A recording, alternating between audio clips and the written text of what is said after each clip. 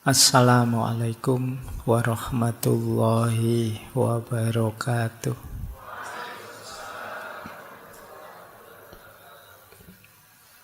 Bismillahirrahmanirrahim. Alhamdulillahi rabbil alamin. Wa bihi nasta'inu ala umuri dunya waddin. Allahumma sholli wa sallim wa barik ala habibina wa syafi'ina sayyidina wa maulana Muhammadin wa ala alihi wa ashabihi wa man tabi'ahum bi ihsanin ila yaumiddin. Amma ba'du. Bismillah. Mari kita nawaitu belajar. Kita lanjutkan lagi ngaji filsafat kita. Malam hari ini kita ada di tema baru, di bulan yang baru. Tema kita bulan ini tentang self-direction, pengarahan diri. Ini sebenarnya saya ngambil tema-tema bulan ini yang terbayang di kepala saya teman-teman mahasiswa baru. Ya meskipun yang lama juga yang ngaco masih banyak. Tapi yang terbayang itu. Jadi membayangkan generasi intelektual baru yang baru mulai terjun ke dunia pembelajaran orang dewasa. Baru mulai sedang akan beneran jadi manusia yang dewasa. Makanya tema bulan ini temanya mengarahkan diri. Bagaimana kita bisa nyetir diri kita sendiri. Pengarahan diri itu kunci banyak hal, ya kunci kesuksesan, ya kunci kebahagiaan. Makanya penting, saya anggap penting untuk mengangkat tema itu. Itu kalau ada yang tanya. Ada 4 hal di bulan ini yang akan kita ulas. Yang pertama mindset, struktur atau tata berpikir. Yang kedua passion, minggu depan. Yang ketiga heart instinct. Herd instinct itu naluri untuk mengikuti kelompok. Dan yang terakhir manajemen kemarahan, anger management. Ya masih banyak tema yang lain, tapi 4 ini dulu untuk bulan ini ya. Kita belajar latihan menaklukkan diri kita. Baik, bismillah, yuk kita mulai belajar. Ya nanti kita urut ya, kita awali dari definisi-definisi, kemudian filosofi-filosofi, baru nanti yang terakhir agak praktikal. Jadi yang agak teknisnya, gimana teknis menatanya. Tapi ya karena ini ngaji filsafat, ya tentu saja nanti ada filosofi-filosofinya.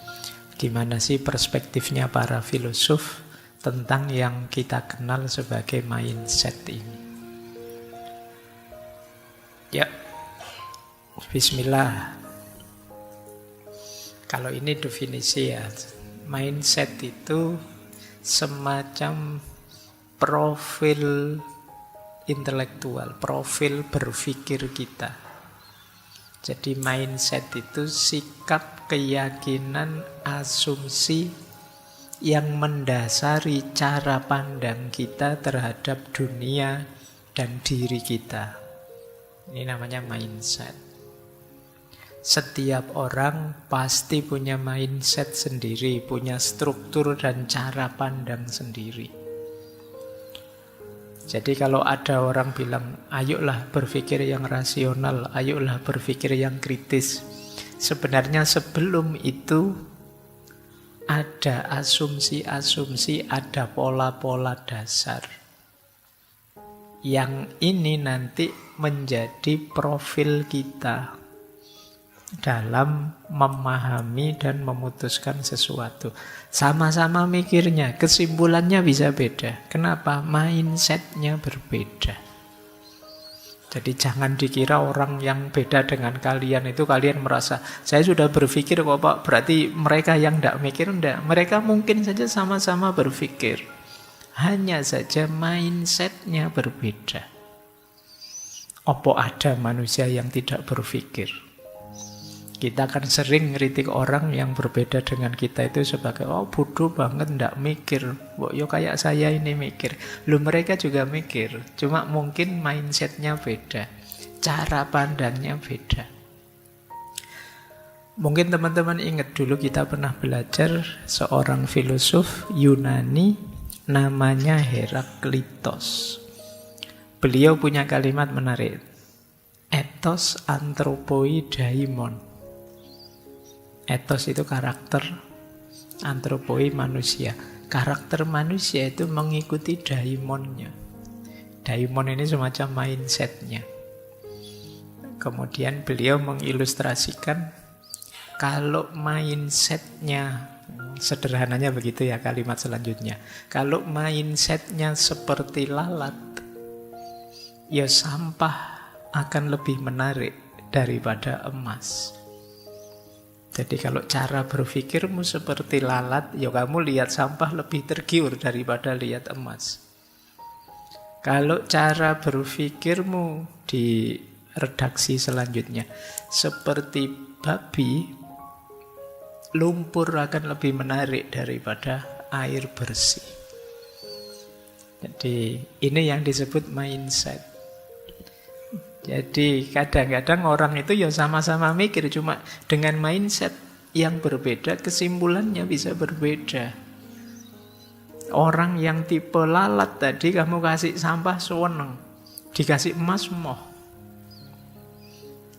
Nah misalnya ada yang tipe anak kecil misalnya, dikasih uang banyak tidak mau. Maunya uang yang gambarnya menarik misalnya. Ini sama kayak kalian waktu besar ini, itu yang disebut mindset. Coba kalian tipe apa sih? Di tipemu itu nanti akan kelihatan caramu memahami hidup, caramu memahami dunia ini. Itu Heraklitos untuk memudahkan kita memahami apa itu mindset. Coba kalian cek ya. Yang paling menarik dalam hidupmu apa? Ketika kalian melihat sesuatu, pertama-tama yang muncul di kepalamu apa? Itu biasanya berhubungan dengan mindset. Coba kalian cek. Kalian seneng ngaji filsafat ini, coba apanya? Ramenya, materinya, saya yang membawakan, atau wah ini banyak lawan jenis yang ikut hadir juga, atau itu biasanya berhubungan dengan mindsetmu. Kalau urusan reasoningnya kalian bisa bikin belakangan, tapi mindsetmu yang duluan membunyikan. Kalau tadi fokusmu ke lawan jenis, begitu nyampe sini, wah perempuannya sedikit sekarang, bisa begitu kesimpulanmu. Yang kamu lihat itunya. Atau kalau mindsetmu rame dan tidak rame, begitu ke sini kok sedikit sekarang, tidak terlalu rame, terus kamu tidak tertarik lagi. Itu mindset. Ya nanti argumen bisa kamu bikin di belakang. Baik, jadi semoga sudah tergambar ya yang dimaksud mindset itu apa. Jadi struktur pikiran kita. Mindset mempengaruhi cara kita memandang, cara kita menghadapi tantangan, membuat keputusan, bereaksi terhadap keberhasilan atau kegagalan. Kalau gagal seperti apa, kalau sukses seperti apa, itu ya tergantung mindsetnya. Ada orang yang gagal sedikit saja merasa hidupnya hancur. Ada orang yang gagal bolak-balik masih bisa bangkit lagi. Itu mindset. Jadi maka hidupmu sebenarnya banyak tergantung di mindset ini. Berhubungan dengan pertumbuhan kita, ketahanan kita, cara kita melihat sesuatu. Di situ saya sebut mindset itu berhubungan dengan titik pandang, cara pandang, dan sudut pandang kita. Titik pandang itu misalnya HP ini, saya lihat apanya. Oh, cuma saya lihat casingnya saja, atau saya lihat LCD-nya saja, atau saya lihat harganya saja, atau ini namanya titik pandang. Kalau cara pandang, cara saya mendekati HP ini sebagai seorang pemakai, atau sebagai seorang penjual, atau sebagai seorang yang ingin disenangkan oleh HP ini, atau ini namanya cara pandang. Kalau sudut pandang, dari sisi mana kamu melihatnya? Nah, sudut pandang itu misalnya, kalau dari sisi saya, laptop ini warnanya biru, tapi dari sisi kalian, laptop ini warnanya hitam. Itu namanya beda sudut pandang. Sama-sama lihat laptop ini sih. Dari ngaji yang banyak lihat laptopnya, cuma yang dilihat dari sudut pandang kalian dia hitam, dari sudut pandang saya dia biru. Kadang-kadang kita sering rame, gegeran hanya gara-gara ini. Beda sudut pandang. Jadi, saya lihat sendiri warnanya biru, hakul yakin biru. Terus yang sana bilang, loh saya juga lihat sendiri, hakul yakin hitam. Sama-sama hakul yakin melihat sendiri, ngalami sendiri, tapi bisa berbeda. Kenapa? Sudut pandangnya beda. Kadang-kadang diskusi yang rame sampai hampir tawuran itu mungkin beda sudut pandang, beda titik pandang, dan beda cara pandang saja. Jadi mindsetnya ternyata orang beda-beda. Nah, itu pentingnya ya. Di antara nanti kita mengenali diri kita, coba kita cek kita itu orang yang cara mikirnya seperti apa. Cara menanggapi persoalan bagaimana. Cara menyikapi kalau saya senang atau saya sedih bagaimana. Ini kita nanti bisa tahu. Oh, saya orang yang mindsetnya seperti ini. Kan di medsos itu kan bertaburan. Kadang-kadang kan orang nuduh orang, oh, kamu dikit-dikit agama. Ya mungkin dia mindsetnya beda dengan kita. Yang dikit-dikit uang misalnya. Sama-sama dikit-dikit. Kalimat dikit-dikit itu menunjukkan ada pola. Jadi ada struktur. Kita nuduh orang lain sebenarnya kita juga punya. Baik, kita lanjutkan. Nah, mindset inilah nanti yang membentuk dunia kita dan pengalaman kita. Indonesia ini penuh harapan, opo Indonesia ini sebentar lagi hancur, itu banyak tergantung mindset kita. Jadi perdebatan macam-macam di medsos itu biasanya tergantung mindsetnya masing-masing. Ini yang mungkin penting ya hari ini kita sadari bahwa oh ternyata memang orang itu bisa beda-beda. Baik, nanti kita lihat jenis-jenisnya mindset apa saja, pattern pola-polanya apa saja, cara membentuknya bagaimana di akhir-akhir ya. Kita lanjutkan. Ada beberapa quotes dulu untuk menegaskan di mana pentingnya struktur berpikir yang kita kenal sebagai mindset tadi. Saya awali dari quotes ini dulu pernah kita kutip. Kalau tidak salah ya, saya lupa di sesi apa. Jadi, what you think, you become. What you feel, you attract. What you imagine, you create. Dari Buddha. Apa yang engkau pikirkan, seperti itulah nanti engkau menjadi. Kalau kalian tiap hari mikirnya uang, terus ke situ kamu akan bergerak dan membentuk dirimu. Kalau tiap hari kamu mikir pacar terus, ya ke situ juga kamu membentuk dirimu. Akhirnya tiap hari dandan, tiap hari pamer, tiap hari selfie, di filter biar dipuji dan lain sebagainya. Karena fokusmu ke situ. What you think you become. Kemudian what you feel, you attract. Apa yang kamu rasakan, kamu akan tertarik ke situ. Ini nanti berhubungan minggu depan banyak berhubungan dengan passion. Dan yang ketiga, what you imagine, you create. Apa yang engkau bayangkan, itulah nanti yang mendorongmu berkreativitas. Kalian membayangkan, enak ya kalau ngaji itu duduk sih tapi ada sendenannya, terus muncul ide gimana kalau kursi yang bisa, akhirnya muncul kursi seperti ini, ada sendenannya, ada ini. Ini kan awalnya imajinasi. Laptop ini awalnya hasil imajinasi, HP ini awalnya hasil imajinasi, mikrofon hasil imajinasi. Jadi apa yang ada di imajinasi kita, disitulah kreativitas akan hidup. Jadi pikiran, perasaan, dan imajinasi akan jadi kuncinya hidup kita. Baik, ini untuk menegaskan dulu ya betapa pentingnya mindset, struktur nalar berpikir kita. Kalau ini Khalil Gibran, Khalil ya pakai K bukan B. Yo, kamu khawatir salah moco. Ini harusnya namanya Khalil, tapi di barat jadi Khalil.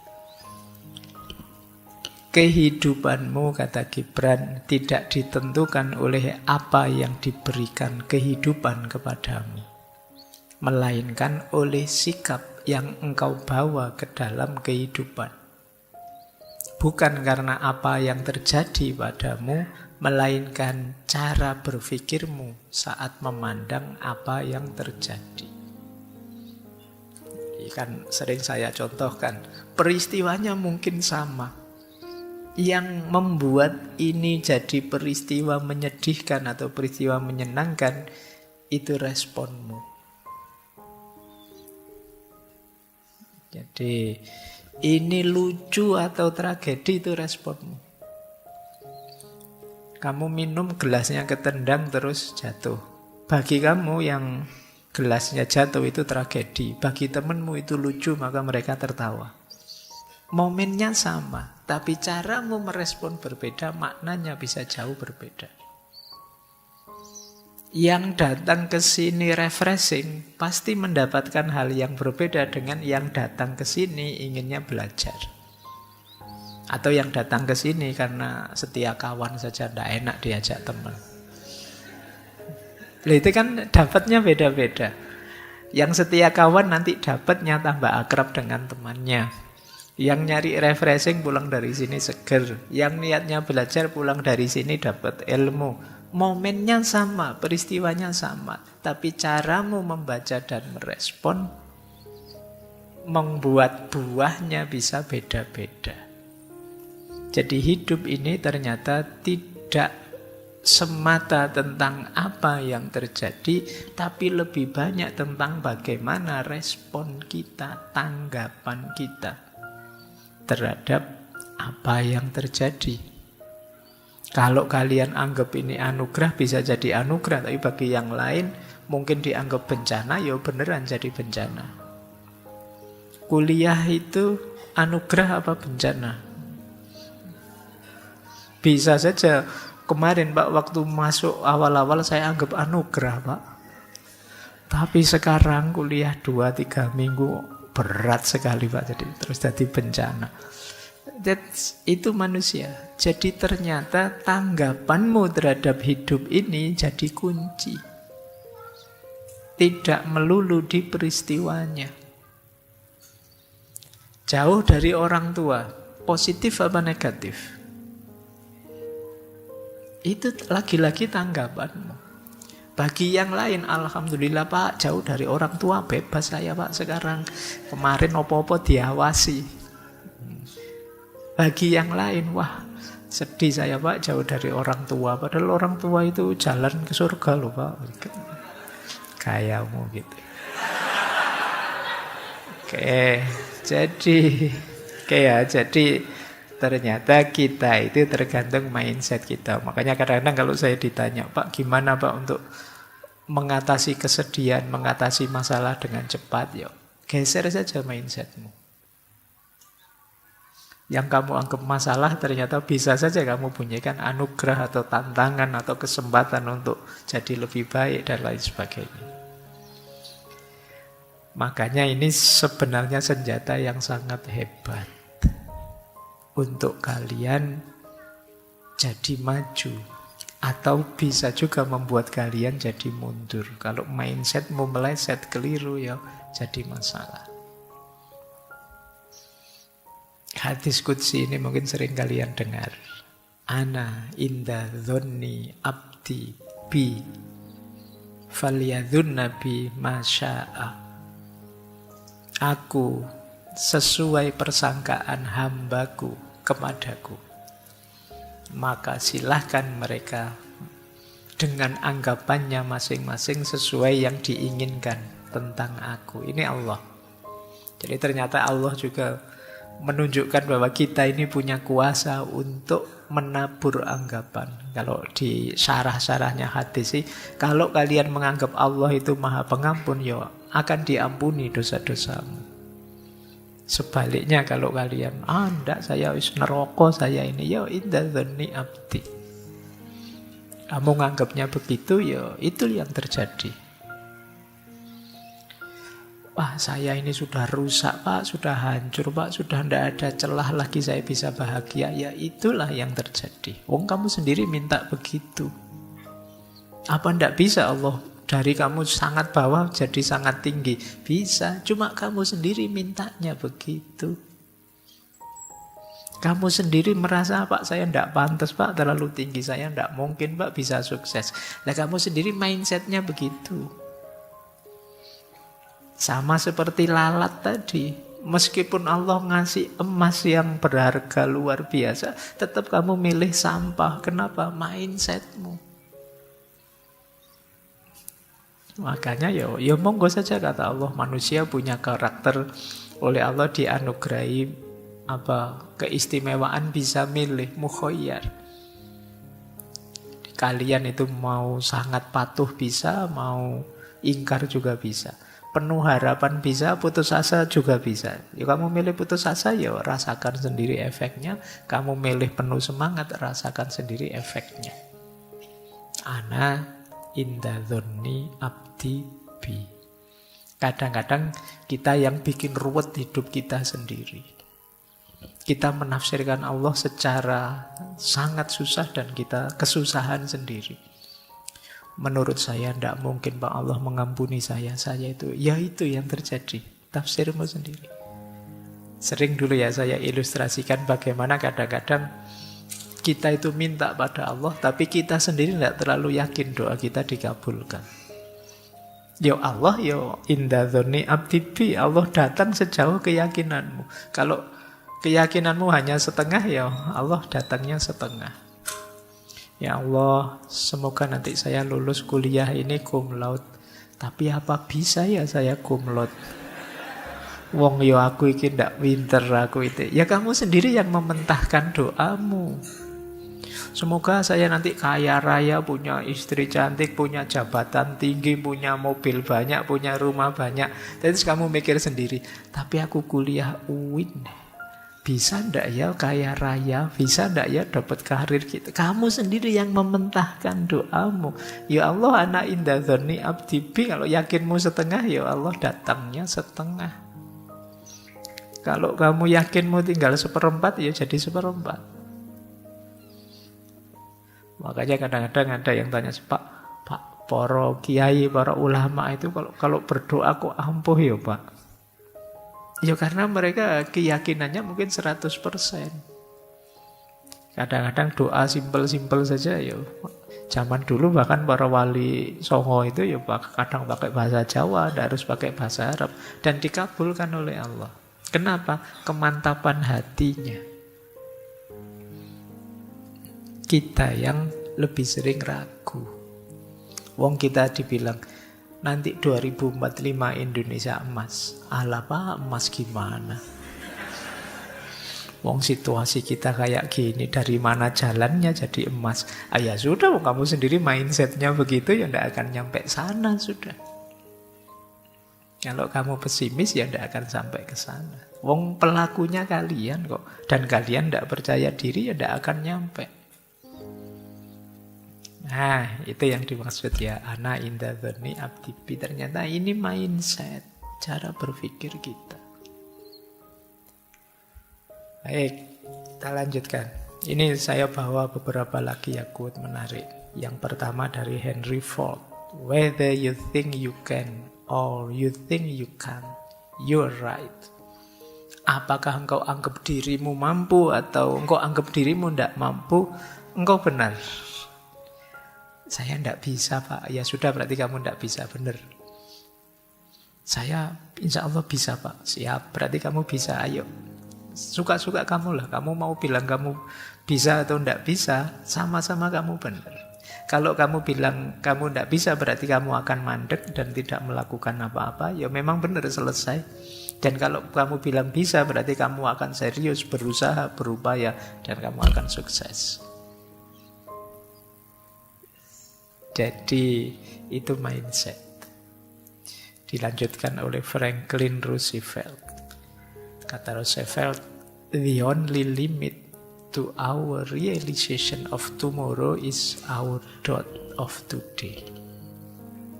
Satu-satunya batas dari realisasi ideal kita besok adalah keraguan kita hari ini.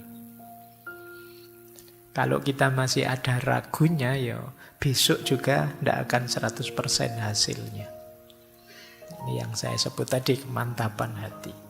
Change your thought and you change your world. Ubahlah pikiranmu dan engkau akan mengubah duniamu. Jadi mulai sekarang ayo latihan ya, mengubah pikiran kita. Berpikir yang positif-positif, yang hebat-hebat, yang mantep-mantep. Kita pandang dunia secara optimis dan penuh harapan. Jangan mau didistraksi, dialihkan pikiranmu untuk serba stres, serba pesimis, serba tidak punya harapan. Karena semuanya tidak tergantung di luar dirimu, tapi tergantung di dalam dirimu. Kadang-kadang kan kamu kan tergoda untuk mengalir bersama kegelisahan-kegelisahan, stres yang dialami banyak orang. Nanti kita jelaskan itu di Herd Instinct. Tapi pertama-tama yuk kita bereskan diri kita. Baik, saya ingatkan dulu sebentar. Dulu pernah kita membahas the law of attraction. Ternyata tidak hanya kita yang secara positif menyesuaikan dengan sekeliling. Kalau di the law of attraction kan bahkan alam semesta pun akan mengikuti apa yang kita pikirkan. Itu kan rumus pokoknya the law of attraction itu. Apa yang engkau pikirkan, itulah yang engkau dapatkan. Pikiranmu menentukan bagaimana engkau hidup. Pikiran yang negatif menghasilkan hidup yang negatif, pikiran yang positif menghasilkan hidup yang positif. Jadi kalau engkau positif, hidupmu pasti positif. Kalau mindsetmu negatif, ya hidupmu negatif. Apa yang kau pikirkan itu yang kau dapatkan. Tak kasih contoh ya. Tadi kalian yang kesini niatnya nyari wawasan baru apa? Nyari pikiran-pikiran filosofis baru. Ya kalian akan, ini ada ide baru nih, ada gagasan baru nih. Itu yang kamu ambil. Meskipun di sana banyak yang cakep-cakep, yang itu tidak jadi pikiranmu. Tapi kalau kamu yang nyari yang cakep-cakep, sebagus apapun gagasan berseliweran di sekelilingmu, akan kamu lewatkan. Kenapa? Kamu fokus nyari yang cakep, yaitu yang kamu dapat. Jadi apa yang kamu pikirkan, itu yang kamu dapatkan. Loh, yang lain kan juga ada. Ya, yang lain ada, tapi kan tidak jadi perhatianmu. Misalnya ya, kamu nyari HP-mu hilang, ketelengsut di ruangan ini. Itu kan ada apa saja selain HP kan tidak jadi perhatianmu. Yang jadi perhatianmu ya HP-nya saja. Ada kopinya temenmu, ada temenmu garuk-garuk, ada temenmu menguap, ada temenmu selonjor. Itu kan peduli amat. Kamu hanya nyari HP-mu. Jadi apa yang kamu pikirkan, yaitu yang kamu dapatkan. Itu sederhananya the law of attraction. Jadi kalau hidupmu kok rasanya berat, jangan-jangan kamu sendiri yang membuatnya berat. Kok rasanya susah, jangan-jangan kita sendiri yang bikin rumit, bikin ruwet. Seperti dulu kata-kata Konfusius itu, manusia adalah makhluk yang membuat segala yang sederhana jadi rumit. Sekedar nyari warung saja untuk makan itu bisa diskusi panjang. Di sini ya, Anda enak sambil jalan. Sini aja yuk, nanti dulu siapa tahu ada. Terus akhirnya ndak makan-makan. Terus kadang, wah tadi lebih enak, ya terlanjur sampai sini kok. Terus itu kadang kita bikin ruwet hal yang simple. Nah, ayo kita mulai latihan sekarang. Tadi seperti judul materi malam hari ini, mindset kita, ayo kita tata. Karena akan jadi kunci keberhasilan maupun kebahagiaan kita. Baik. Definisi-definisi sudah ya, teman-teman sudah ngerti maunya mindset itu apa sekarang. Kita belajar sebentar filosofi-filosofinya sebelum nanti teknik-tekniknya. Nah ini kalau sudah masuk filosofi sudah mulai ruwet. Sindiran nih Konfusius tadi. Tapi ya tidak apa-apa, ada menurut saya beberapa gagasan para filosof yang penting sehubungan dengan mindset atau cara pandang. Yang pertama dari Plato. Jadi ini Plato ini kita kenal sebagai filosof idealisme. Ya meskipun nama aslinya sebenarnya bukan Plato. Ya Alhamdulillah di Indonesia tidak ada ya pelat O, itu adanya kalau Jogja pelat AB, pelat A gitu. Ya. Nah, Plato punya pandangan bahwa manusia itu kunci hidupnya ya akal dan pengetahuan, tapi bukan akal yang operatif fungsional, istilah beliau namanya ide. Jadi manusia itu lahir membawa ide-ide bawaan. Jadi di kepala kita itu ada sangat banyak ide murni, ide bawaan sejak kita lahir. Jadi kalau saya memahami sesuatu di sekeliling saya, kalau versi Plato itu sebenarnya mengingat-ingat dan mencocokkan dengan ide yang sudah ada di kepala saya. Saya lihat kuda, langsung oh itu kuda, karena di kepala saya sudah ada ide tentang kuda. Nah ini pandangannya nanti melandasi aliran namanya idealisme. Jadi pikiran, ide itu jadi kunci hidup. Nah beliau punya satu cerita yang sifatnya alegoris, kiasan tentang kondisi manusia. Jadi beliau ada cerita alegori gua.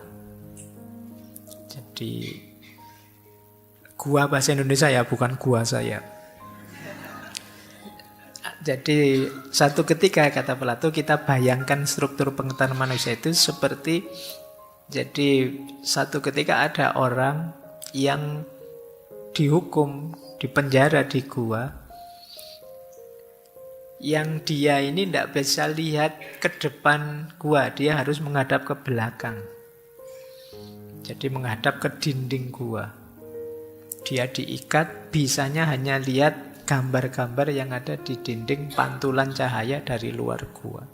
Jadi kalau ada misalnya ayam lewat di depan gua, dia hanya lihat gambarnya ayam lewat, karena dia melihat dindingnya gua. Nah, karena dia tidak tahu aslinya ayam itu di belakang, dia hanya lihat gambarnya ayam di dinding, dia menganggap bahwa ya gambar itu sesuatu yang asli, yang sejati. Padahal kalau dia mau balik arah, dia akan tahu bahwa yang sejati ya ayam yang asli itu, bukan gambar ayam. Nah, nanti versi Plato, kita melihat apa saja di dunia ini, ya tidak ada yang sejati. Yang sejati ya ide yang di kepala kita. Nah, ini sebenarnya mengawali pandangan, ternyata hidup ini ya tergantung cara pandang kita. Ya kalau kita tidak noleh-noleh ke belakang, yang tidak sejati pun kita anggap sejati. Kalau kita tidak ganti-ganti mindset, keliru pun tetap kita anggap benar. Nah, ini pelajaran pertama dari Plato. Jadi ternyata cara pandang itu jadi kunci kita ketemu kebenaran yang sejati atau tidak. Kita tercerahkan atau tidak. Kita apa ngapain capek-capek noleh ke belakang. Wong yo sudah lihat ini saja sudah indah kok. Lihat gambarnya ayam saja sudah luar biasa kok. Ngapain harus yang asli? Gambarnya saja sudah bagus kok. Ini banyak yang begitu manusia. Tidak mau ganti mindset. Wong sudah jelas-jelas tidak asli, sudah jelas-jelas palsu, tapi masih ngeyel. Itu sajalah, tidak perlu nonton yang sejati. Itu pandangannya Plato. Kemudian dilanjutkan oleh Aristoteles. Aristoteles punya pandangan bahwa karakter kita, bagian dari mindset itu kan tumbuhnya nanti di karakter. Itu terbentuk karena pembiasaan. Jadi ini mungkin bisa digabung pandangannya Plato sama Aristoteles ini. Jadi versinya Aristoteles, ya kalau kita ingin ganti mindset bisa saja, kenapa tidak? Caranya apa? Dibiasakan. Pak, saya sudah terlanjur seperti lalat tadi ya Pak. Misalnya, loh ya kamu latihan, jangan jadi lalat terus. Kalau manusia bisa. Biasakanlah dirimu. Pak, saya itu jadi orang baik itu capek Pak. Enak kemarin-kemarin jadi agak nakal, agak itu. Loh, ya kalau kamu menyerah dengan dirimu, tidak mau ganti mindset, ya kamu akan seperti itu. Tapi kalau kamu mau membiasakan diri, lama-lama ya kamu akan nyaman. Ya orang Jawa kan punya peribahasa tresno kuwi jalaran saka kulino. Ditelateni wae suwe-suwe ya seneng. Jadi dikulinokan, dibiasakan, nanti nyaman. Makanya rumusnya Aristoteles ya pembiasaan. Jadi kalau memang ingin ganti mindset, gantilah dan biasakan dirimu. Itu versi filosof awal, Plato dan Aristoteles. Nah, tahap kedua, sekarang kita tengok yang kemarin-kemarin hype. Para filosof Stoik. Kita ambil dua ya, Epictetus dan Marcus Aurelius. Kalau versinya Epictetus, yang terjadi, yang penting bukanlah apa yang terjadi pada kita, tapi bagaimana kita menghadapinya. Yang tadi sudah kita singgung sedikit, itu sebenarnya kata-katanya Epictetus. Jadi ternyata kata Epictetus yang lebih penting itu pengendalian diri kita. Kontrol diri kita. Peristiwa luar itu bisa silih berganti, boleh jadi apa saja, tapi kuncinya pengendalian diri kita. Kalau kita bisa mengendalikannya dengan baik, ya kita akan nyaman, bahagia. Kalau tidak, ya sulit kita bisa bahagia. Kalau kita masih terpengaruh oleh banyak hal di luar diri kita akan sulit bahagia. Jadi ternyata pengendalian di dalam dan bagian dari yang ada di dalam diri kita itu kan tadi cara pandang atau mindset. Mirip dengan Marcus Aurelius. Jadi mari kita fokus pada saat ini, hari ini, menjaga pikiran agar terbebas dari kekangan masa lalu dan ketakutan di masa depan, membuang emosi negatif. Disitulah mindset kita akan jernih dan kita mampu hidup bahagia, bertahan di bawah tekanan banyak masalah. Ini Marcus Aurelius. Jadi mindsetnya orang-orang Stoik. Nanti kalian boleh diulang lagi dua tokoh ini. Yang mereka sarankan untuk kita lakukan itu sepenuhnya sebenarnya mengubah mindset kita. Orang menyebutnya mindset Stoik. Nah, jadi cara untuk bahagia dengan cara mengatur, menata mindset kita. Lanjut, filosof kuno sudah, filosof Stoik sudah, masuk ke yang lebih modern. René Descartes dan Immanuel Kant, dua tokoh besar filosof modern.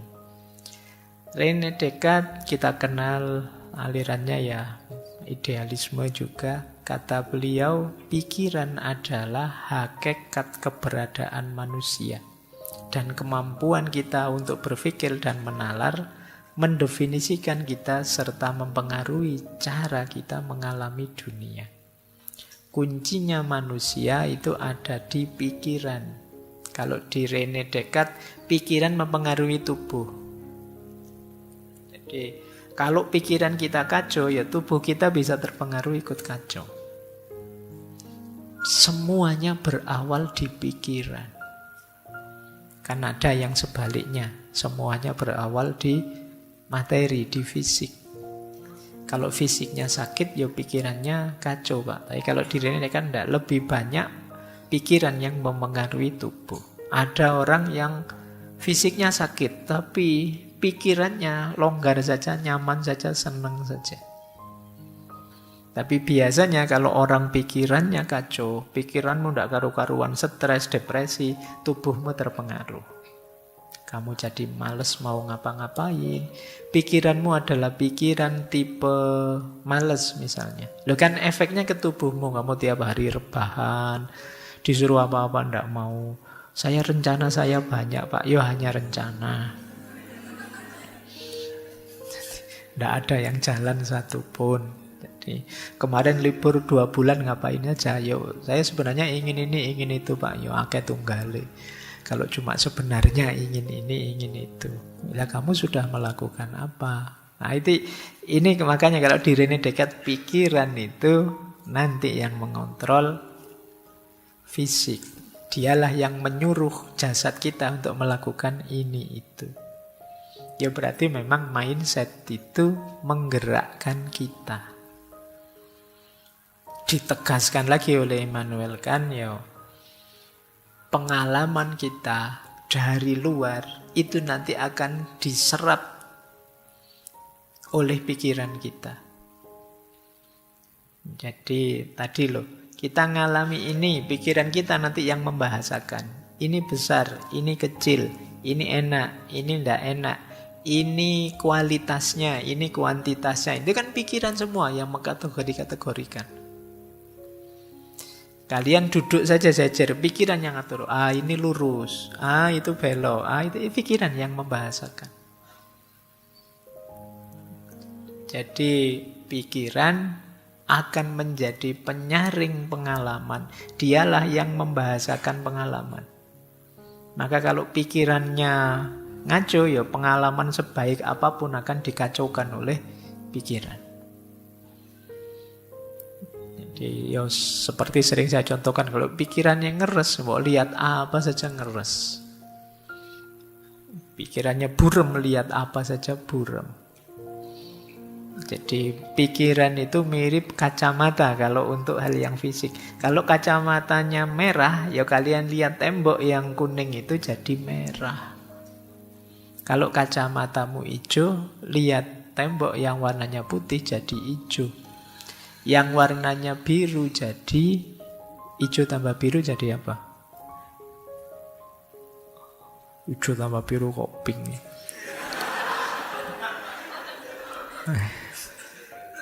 Iya, nah, itu jadi itu namanya yang pikiran kacau tadi ya, just tadi. Barang benar-benar jadi ruwet lagi. Nah, ternyata ya pikiran kan yang mengendalikan kita. Baik. Masih adakah yang saya bawa? Ada Nietzsche dan William James. Kalau di Nietzsche, mindset ideal adalah will to power. Will to power itu jadilah dirimu, kuasailah sendiri hidupmu, eksislah sebagaimana engkau inginkan. Nah, ini mindset eksistensial. Karena disitulah kalian akan puas. Kayak dulu di Maslow puncaknya aktualisasi diri itu ya ketika kita bisa jadi diri kita sendiri. Nah ini gaya Nietzsche. Jadi penting bagi kita untuk punya mindset eksistensial. Ini salah satu contoh ya para filosof. Semua filosof sebenarnya menawarkan mindsetnya sendiri-sendiri. Ini malam hari ini kita bawa beberapa contoh sebelum nanti kita membahas teknis-teknisnya. Kemudian William James, beliau nulis buku, kalau Nietzsche nulis Will to Power, kalau William James nulis The Will to Believe. Mindset kita itu banyak dibentuk oleh belief kita, kepercayaan-kepercayaan kita. Ada orang yang dijajah lama, tidak apa-apa. Kuat dia, tangguh. Kenapa? Dia punya belief bahwa dunia ini memang penjara bagi kita. Besok di akhirat kita menang. Dia jadi kuat. Jadi belief jadi sumbernya mindset. Tidak apa-apa kita kalah. Besok di akhirat kita balas, kita menang mesti. Nah, semoga ini tidak dipakai untuk sepak bola ya. Nanti untuk sepak bola kamu pakai mindset ini juga. Kalah tidak apa-apa. Atau pakai mindset kita harus wani ngalah. Karena orang ngalah itu mulia. Nanti pakai ini yo, tidak menang-menang sepak bola kita. Nah, ini contoh. Jadi bagaimana belief bisa jadi sumbernya mindset yang luar biasa. Yang bisa kita pelajari dari William James. Ada lagi. Terakhirlah ini ya, Sartre sama kamu. Kalau Sartre lebih menekankan bahwa kita itu makhluk merdeka. Pingin mindset apa saja bisa, itu istimewanya manusia. Tadi kita contohkan lalat lah, babi lah. Loh manusia bisa jadi semuanya. Kamu pingin jadi orang kurang ajar, setengah kurang ajar, seperempat kurang ajar bisa. Itu istimewanya manusia. Jadi manusia sepenuhnya punya kebebasan memilih. Meskipun ada efek dia harus tanggung jawab. Kalau di versi Sartre ya kebebasan itu bukan nikmat tapi kutukan. Karena bebas maka kita harus bertanggung jawab. Jadi versi Sartre mindset itu suka-suka kita. Kita punya kuasa penuh untuk membentuknya. Kemudian kamu, dulu kita pernah membahas beliau di absurdisme. Kalau versinya Albert, kamu hidup ini absurd. Mudah sekali kita terhanyut dalam ritme hidup yang absurd tadi. Maka penting bagi kita untuk melakukan pemberontakan, pembangkangan kata beliau. Jangan mau begitu saja ditelan oleh arus. Kita harus berani melawan.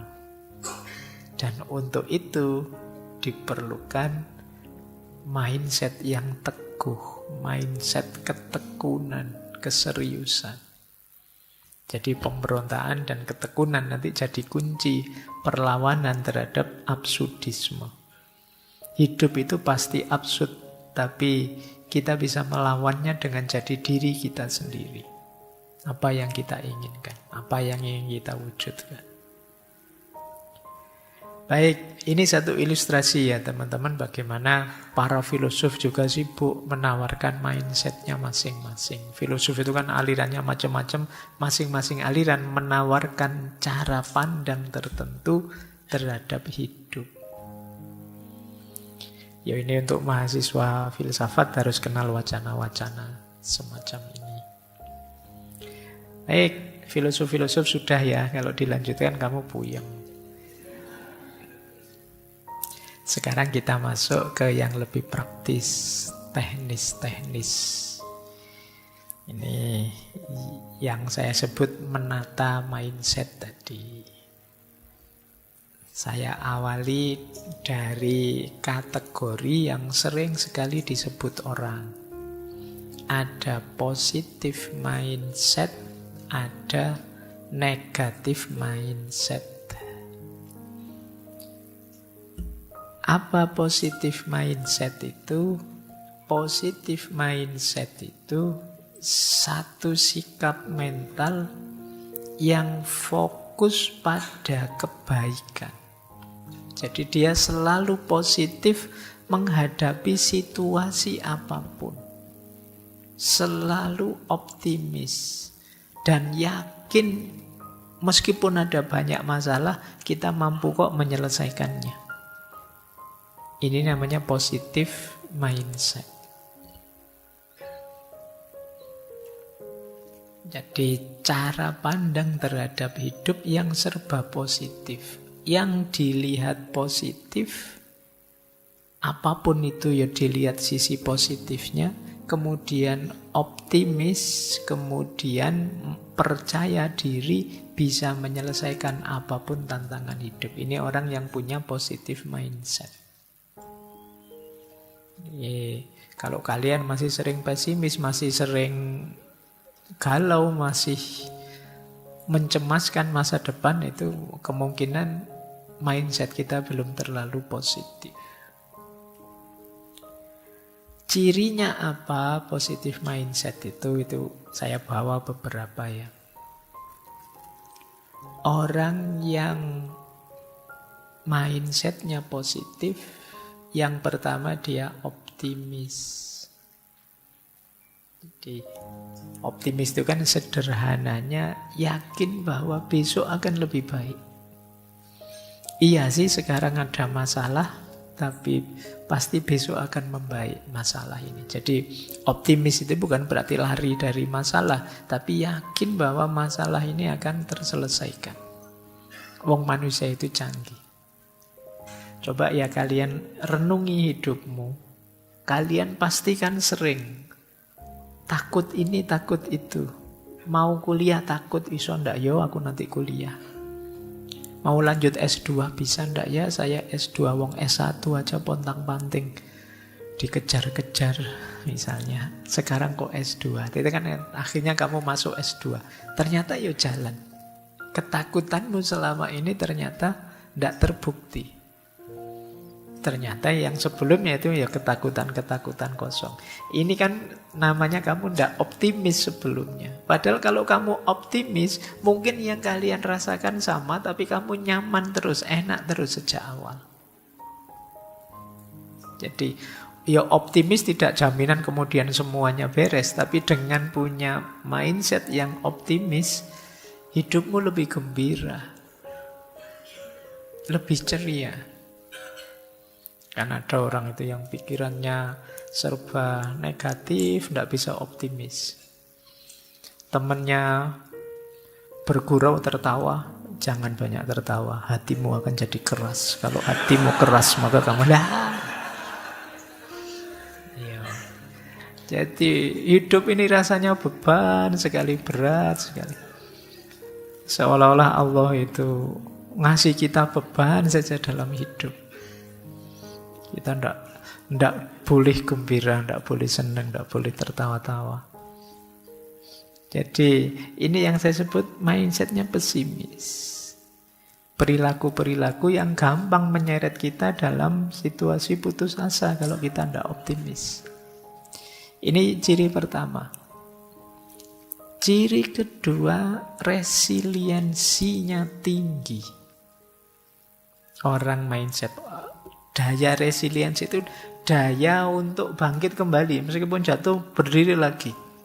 Gagal ya, bangkit lagi. Itu daya resiliensinya tinggi.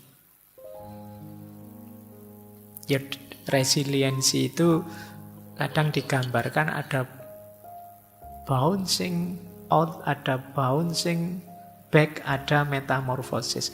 Bouncing out itu misalnya kalian hidup di tengah situasi yang pahit sekali, di tengah situasi yang tidak mungkin, tapi tetap kalian bisa tumbuh hebat. Ini namanya kalian bisa bouncing out, bisa keluar. Masih bisa. Temenmu ngaco semua, tapi di tengah teman-teman yang ngaco saya masih bisa beres. Itu daya resiliensimu tinggi.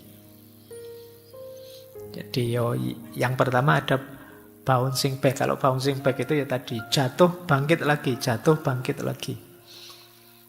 Semester lalu dapat nilai E, diulang dapat E lagi, diulang lagi dapat E. Enggak apa-apa. Dosenmu sampai capek tapi kamu bangga. Saya Pak, resiliensinya tinggi Pak.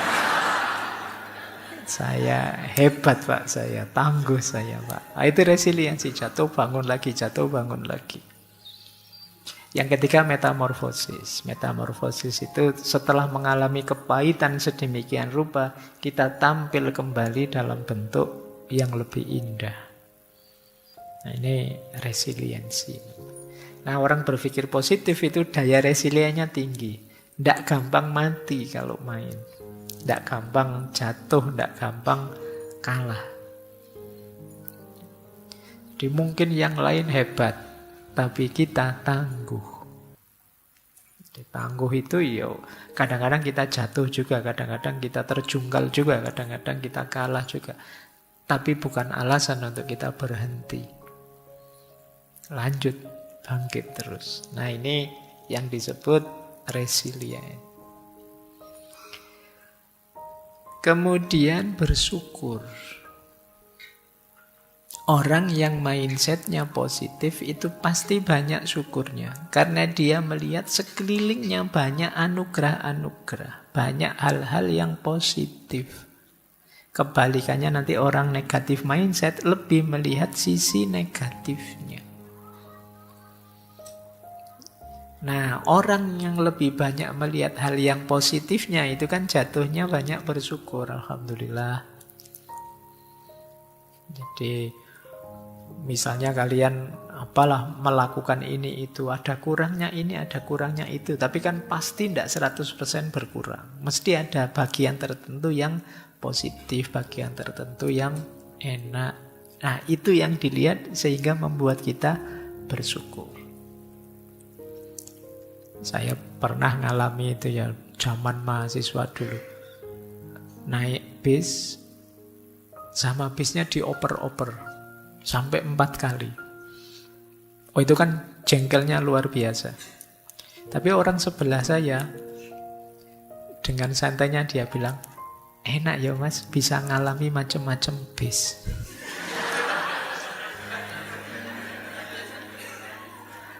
Yang lain bayar sekali dapat 1 bis, kita bayar sekali dapat 4 bis loh. Oh, itu kan yang lain mesuh-mesuh, dia alhamdulillah bisa dapat 4. Nah, jadi dari pengalaman sepahit itu masih bisa bersyukur. Ini positive mindset. Jadi ya kan kalau dalam agama rumusnya siapa banyak bersyukur akan ditambah terus. Kita sering begitu, seperti saya bilang tadi ya. Kita sering lebih mengambil sudut pahitnya. Padahal bisa kok dimaknai positif.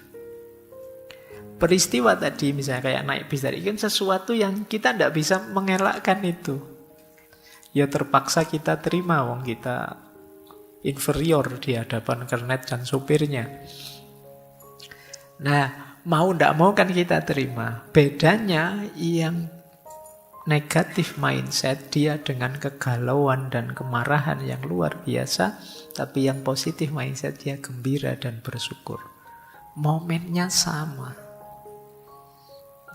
Itu bedanya orang positif dan negatif.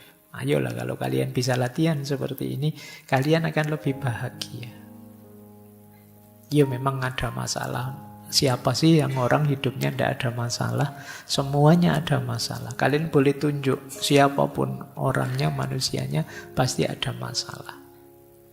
Tapi ada orang yang membahasakan masalah itu sebagai kekalahan dirinya, ada yang membahasakan masalah itu sebagai tantangan untuk ditaklukkan.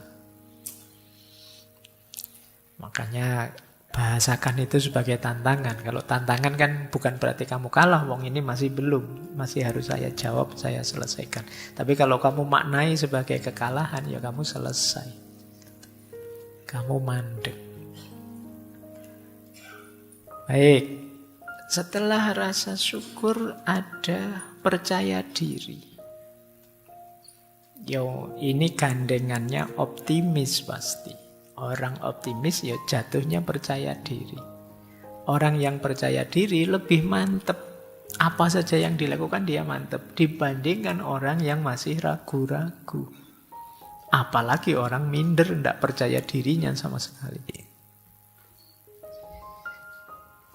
Kadang-kadang kita terbawa oleh, kan kita sering di Indonesia itu, jangan sombong loh ya, jangan itu ya, terus kita merendahkan diri.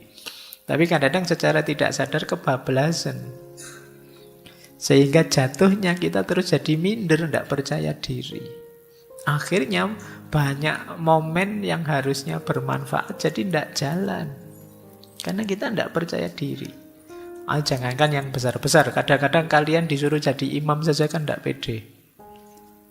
Wong Jawa imam sholat zuhur aja kadang kan silahkan, yang lain ayo monggo, ayo monggo. Alah, wong tinggal imam saja loh, wong sholat zuhur tidak ada suaranya, tapi ya masih adu jempol sampai lama itu bisa. Ya kan, ya tinggal salah satu ngalah ke depan kan selesai, tapi ya bisa tunggu-tungguan lama itu. Nah, ini salah satu ilustrasi. Mungkin kalian juga sering begitu ya, disuruh sambutan mewakili, wah tidak berani lah yang lain saja. Disuruh apa saja tidak berani yang lain saja. Ya kalau kamu setengah percaya diri atau kamu minder atau apa, ya tidak maksimal. Seandainya terpaksa kamu harus tampil, kan akhirnya jadi setengah jalan. Karena kamu ragu-ragu, grogi. Mungkin kalian sering alami ya, grogi terus jadi tidak fokus. Harusnya yang dilakukan itu kamu sudah bisa, sudah hafal, tapi karena grogimu terus jatuhnya jadi setengah jalan. Karena sejak awal kamu tidak percaya diri, mindsetmu agak negatif. Saya teringat dulu zaman KKN, kemarin baru ada anak KKN. Zaman saya KKN itu ada teman yang disuruh adzan sama masyarakat. Yo, saya yakin dia hafal adzan sih, tapi dia tidak percaya diri bahwa dia bisa adzan. Groginya luar biasa. Mungkin kalian pernah ngalami ya. Sampai akhirnya begitu terpaksa, wong yang lain tidak ada, tinggal dia, terpaksa dia adzan. Saking groginya, harusnya yang dia keraskan Allahu Akbar, tapi sejak bismillah dia sudah keras. Jadi harusnya Allahu Akbar, dia bismillah gitu. Jadi saking groginya. Jadi pikirannya sudah kemana-mana, itu kan fokusnya pasti. Itu tadi, dia kurang percaya diri. Karena dalam bayangannya, nanti kalau keliru gimana? Nanti kalau tidak enak gimana? Nanti kalau tidak cocok dengan maunya masyarakat gimana? Itu kan yang menghantuimu.